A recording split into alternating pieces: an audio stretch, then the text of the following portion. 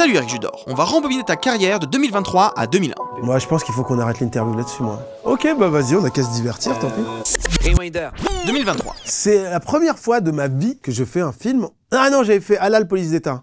J'aimais bien aussi ce petit style, un peu cheveux, comme ça, effiloché, un peu, il reste une Bouteflika, on appelle. Celle de Un stupéfiant de Noël me change radicalement ma tronche.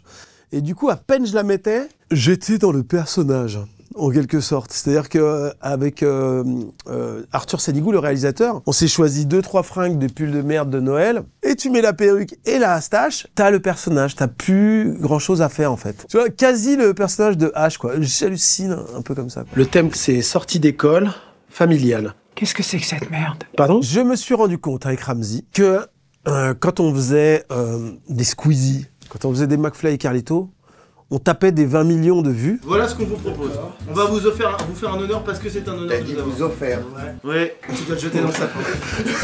Et quand on faisait nos trucs sur Facebook, on faisait des 10 000 vues. Donc je me suis dit, en fait, on a un problème, on n'est pas au bon endroit. Je dis à Ramzy, peut-être qu'il faudrait qu'on monte notre chaîne YouTube. Après je me dis, c'est quand même un boulot, c'est un peu relou, on devient youtubeur. Et c'est bizarre, j'ai l'impression de faire le sens inverse d'une carrière, quoi. Tu vois, tu démarres au Cinoche, tu finis sur YouTube. Et du coup, je vois TikTok qui commence à bien grossir. Et je dis à Ramzy, viens, on monte un compte TikTok. Et puis, on est comme on est chez Squeezie, chez McFly et Carlito. Et on voit ce qui se passe. Et en 3 semaines, on a 1 million d'abonnés. Donc installe-toi. Oh Okay. putain. Je me mets là ou Tu veux pas t'habiller avant? Oh. Ça va trop vite, C'est mal d'être jaloux. Attendez, venez, 2 secondes. Jaloux. Sans avoir fait trop, il me semble, toute première vidéo, elle fait plus d'1 million de vues. Alors qu'on dit juste, c'est parti TikTok, quoi. 2020. Alors, je te dis la vérité, au tout début, moi, au moment où il m'appelle, pour moi, il est teubé, Zadi. Je suis noir. Grand.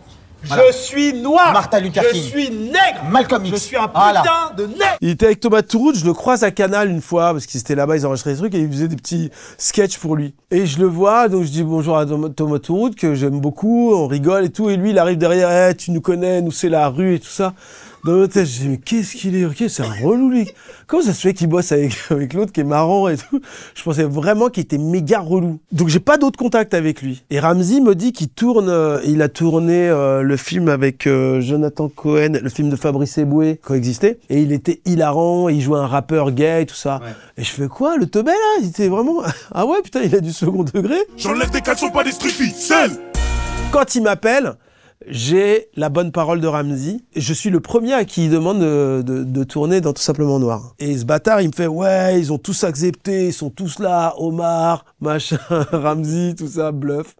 Donc je fais, ouais, ok, bon, vas-y.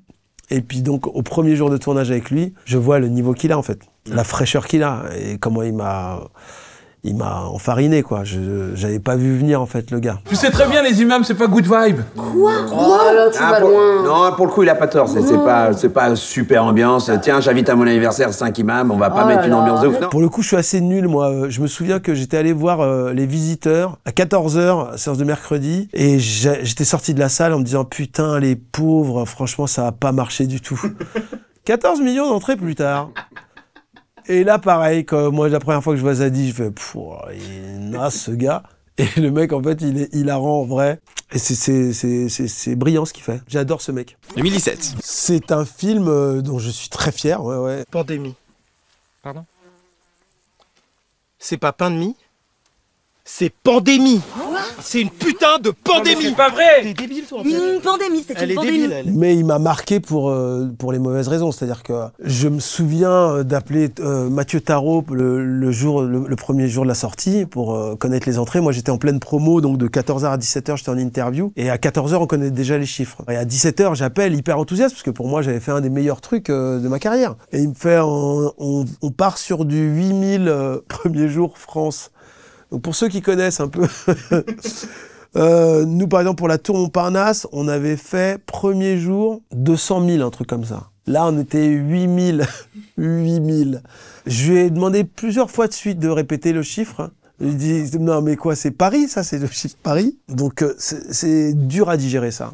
Pendant 3 semaines, tu te dis merde, t'as l'impression d'avoir fait un bon truc. Et la chance de Problemos, c'est que Netflix l'a racheté. Ouais. Et c'est passé, et c'était dans les top 10 pendant un mois, un truc comme ça. 2010. Platane, quand c'est sorti, en 2010, back in the days. Pour moi, je suis au maximum de ce que je sais faire en tant que réalisateur, en tant qu'auteur et en tant qu'acteur. Et j'y mets des stars, il y a Monica Bellucci, Vincent Cassel, il y a Afid Benamar qui est une star pour moi de la comédie qui joue Flex. Donc on peut démarrer la production de la Môme 2.0 Next Generation. Next Generation, ouais.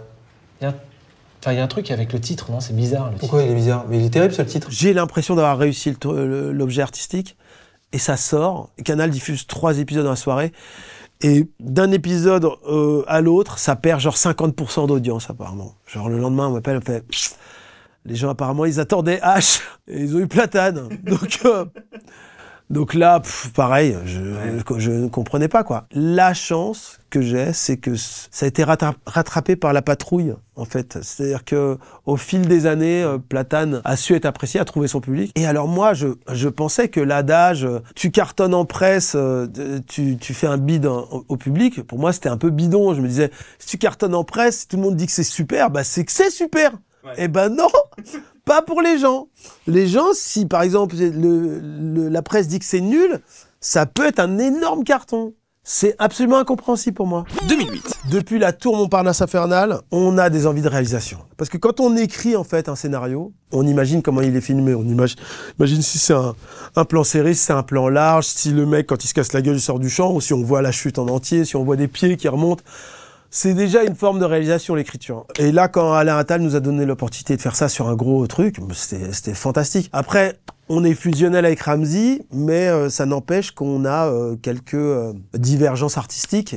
Et ce qui a fait qu'il y a eu des frottements pendant ce tournage. N'importe quoi, ça. C'est n'importe quoi, ça. Mais c'était un bonheur de pouvoir enfin contrôler un objet de A à Z, de bout en bout, quoi. Et quelle ne fut pas notre déception, encore une fois, au moment de la sortie. Incompréhensible. Enfin, ça fait 1 million d'entrées, mais c'était plus ambitieux que ça. Il coûtait cher, le film. Et on imaginait que, putain, on a un Paris vide, on a vraiment un film d'action avec une Formule 1 en plein Paris, sur la place de la Concorde. Des gags, j'avais l'impression qui étaient plutôt bons et tout ça, et des personnages et ça, mais... Et donc juste pour terminer, l'exercice de réalisation, c'est un truc qui t'a plu, que t'as trouvé...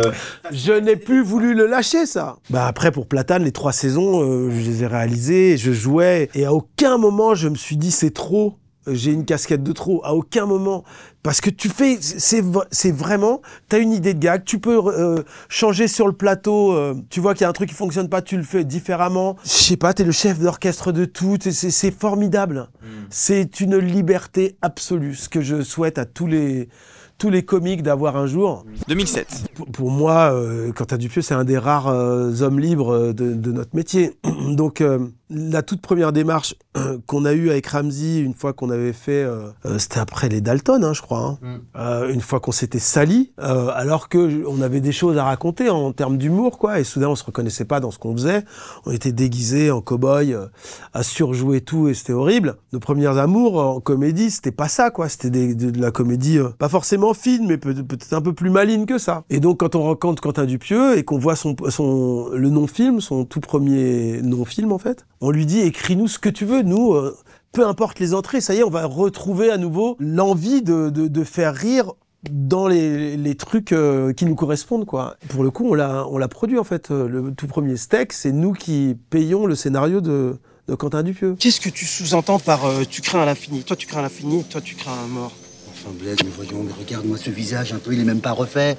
Et puis ses habits, ça se fait plus personne. Mais ça, c'est comme ton bicross, là. Qui c'est qui vient en bicross? Tu vois des bicross de garés quelque part? Et on sait à ce moment-là que ça peut bider fort. Hein, parce qu'on arrive des Dalton qui font 2 millions d'entrées et c'est un film de merde. Et donc, on sait que là, avec un film malin, ça risque d'être l'opposé. 2004. Il y a plein de moments dans les films que j'ai fait par ailleurs où j'ai ressenti de la frustration. Par exemple, les Dalton, au moment où on va le défendre, on était professionnels à l'époque avec Ramzy, maintenant on chie sur les trucs qu'on n'aime pas, mais à l'époque, on faisait « Ah oui, c'est super ». Donc on était obligé d'aller en télévision pour dire « Ah, c'était génial, c'était génial ». On avait détesté ce tournage. C'était pas du tout ce qu'on voulait faire. Mais t'es obligé d'aller défendre un truc qui te ressemble pas. Mais t'as qu'à lui écrire ce que tu veux, puisque c'est toi le chef. Me cherche pas trop, après. Me cherche pas trop. D'accord, chef. Aujourd'hui, quand je fais des trucs que je réalise, j'y vais la fleur au fusil. Je suis très heureux de défendre mes trucs. 2001. Alors là, pour le coup, le Tour Montparnasse, on pensait pas du tout que ça allait marcher.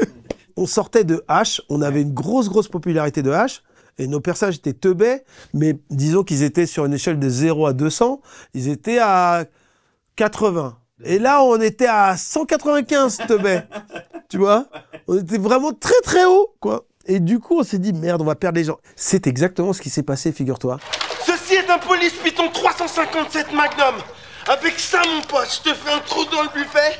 Tu fais 3 fois le tour de ton slip, direction Pékin.